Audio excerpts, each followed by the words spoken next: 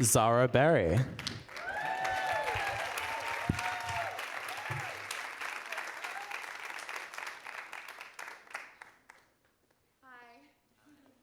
Don't you just love a man who says, herstory? Really, I got chills. Thank you guys. I'm gonna be closing out the show tonight, and I'm gonna be reading a piece to you about my love of the gay bar. I, like so many of my queer brothers and sisters, grew up in the thick of the glittering gay nightlife culture. The gay club is where I met the eyes of my first love. It's where I kissed a girl in public for the first time. It's where I cultivated my personal style, forged lifelong friendships, and most of all, it's where I found my people, my safety net, my love, my home. I will never forget sneaking into a gay club for the first time with my older sister, Audra. I was just a gangly teen full of acne and angst, a scrawny 15-year-old with chip black nail polish and a copper-colored eyebrow ring, the consummate suburban baby dyke in training. I'd gone to visit my sister alone in Boston, and she happens to be one of those rare straight girl creatures that's just been entirely taken in by a group of fierce gays. And through her homo connections, me, 15-year-old, eyebrow ring me, was allowed into the gay club. And look, I might have been nothing but a teenage closet case, but the very moment my virgin eyes took in the twinkling lights of the club, I felt like I belonged for the first time. It was 15 years ago, and I can't remember the faces or the decor or the music, but goddamn, I remember the feeling, the vibe, the energy, the palpable energy of the club.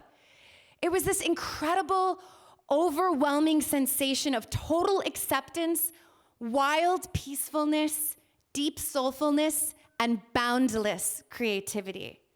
I had never been anywhere in my entire life that was just so unapologetically self-expressive. See, at my high school in the whitewashed town of Westport, Connecticut, everyone tried to mimic each other. At the gay club, everybody was totally different. And it was like the more authentically weird and outrageously individual you were, the cooler you were. I could get used to this, I smugly thought to myself as I lamely pretended to inhale a Marlboro Light. I inherently knew this beautiful, chaotic space was just where little awkward Zara belonged. This was my kind of scene, my kind of jive, babe. A place teeming with thriving queers. It made me think, shit, maybe I could be a thriving queer one day.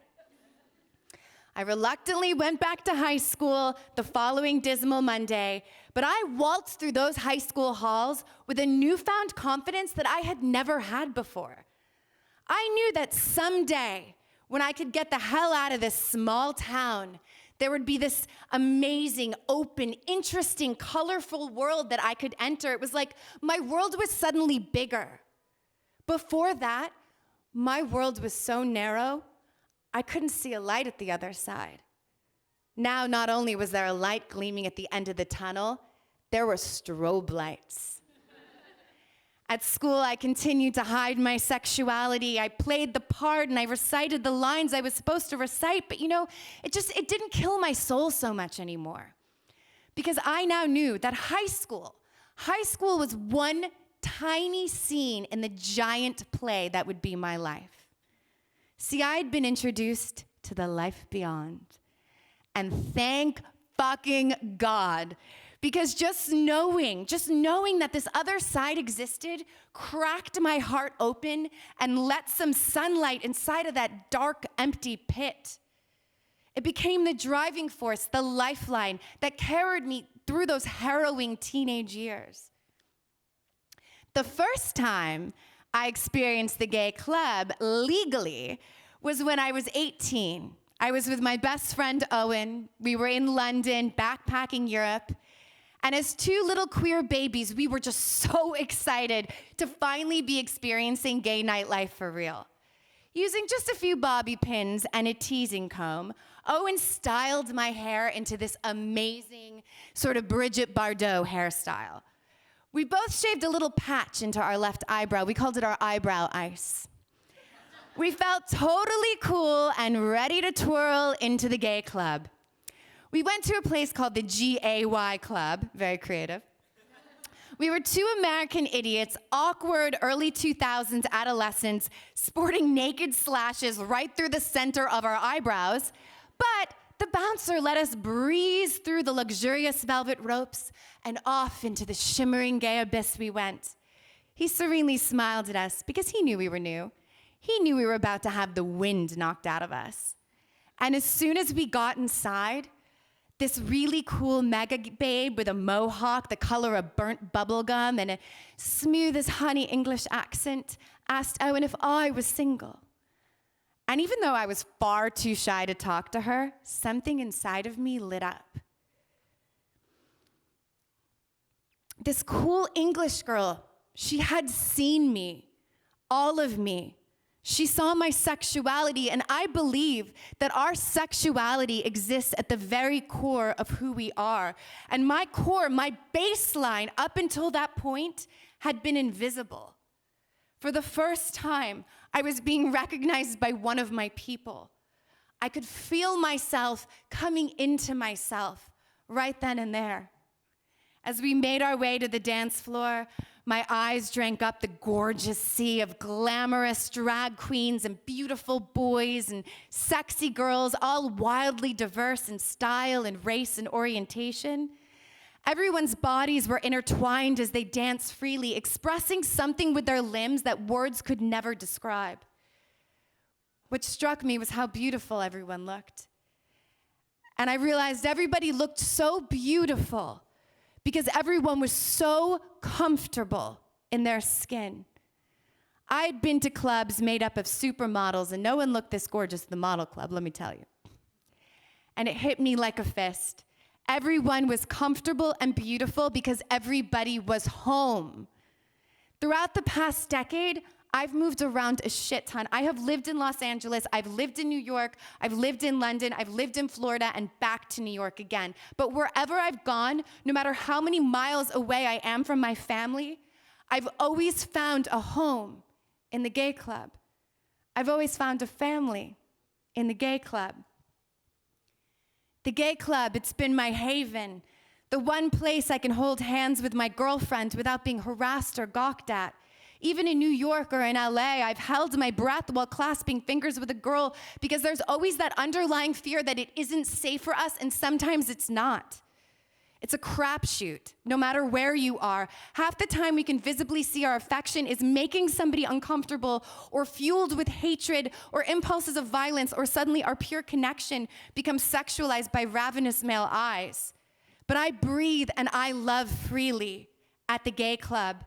And that breath is what sustains me when I'm stuck inside the places that don't accept me. Because there's just so much love inside of gay clubs. You can feel the energy of people falling in love with themselves for the first time ever. You can feel the 21-year-old girl falling in love with the hot butch bartender who's been comping her drinks all night. You can feel the couple from out of town who are passionately kissing fearlessly for the first time ever in a public space. You can feel the love of artistry, the love for the craft of live performance, the drag queens and the go-go dancers who have poured love into intricate costumes and mind-blowing acts for little to no money. You can feel the love of new blossoming friendships. Shit, I've met my best friends at gay clubs. Sometimes it happens when I'm in the bathroom, helping a drag queen fix an eyelash, or comforting a tiny crying boy who just saw his ex walk in with someone new, and bam, friends for life. We cultivate these friendships because our guards come down when we're safe in our gay bubble.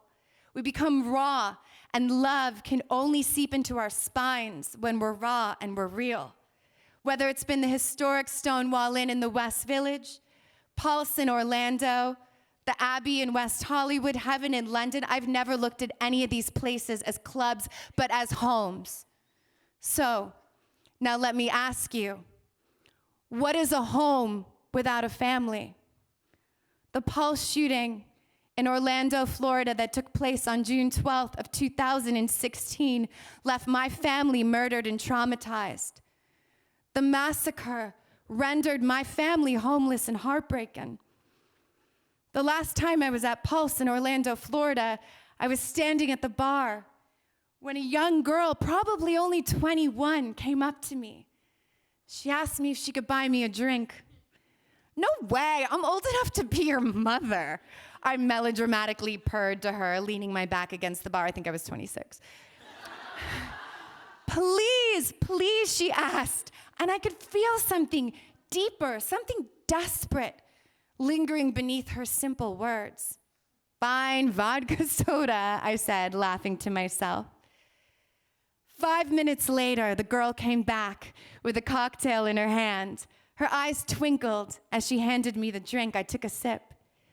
Oh my God, this is the first time I've ever bought a girl a drink. I'm so excited, she squealed, unable to keep her cool. I melted. I beamed. I watched her come into herself as I had 10 years ago at that club in London. If the walls of Pulse could talk, they would tell a million stories exactly like this. That's why the energy inside of Pulse, inside of all gay clubs, is magical. It's a place where people are constantly finding their identity. And that is fucking magic. And here's the beauty of magic. The beauty of magic is nothing can kill it. No hatred, no violence, no weapons can murder the magic that will always live inside of Pulse and the rest of the gay clubs around the world. The magic lives within all of us too, and it will live on after we die.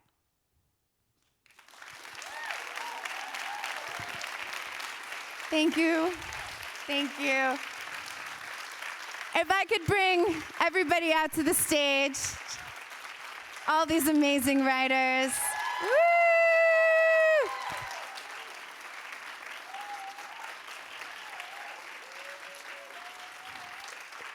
We all want to thank you from the bottom of our hearts for coming out tonight, for listening to our stories. There's magic in this room right now. Let's carry that magic out, right? Let's carry the magic and the safety we feel out into the world, because the world needs our love and magic so badly. This has been a beautiful evening. Just a quick reminder, we are accepting donations for the Stonewalling Gives Back initiative. You can find brand ambassadors who would be happy to accept a donation. And please, while you're here, feel free to roam and explore this space. There's so many photo ops. I don't know about you, but I'm a vain bitch, and I like to take my Instagrams, and there's lots of opportunity for that. And on behalf of all of us, have a beautiful night, and happy Pride!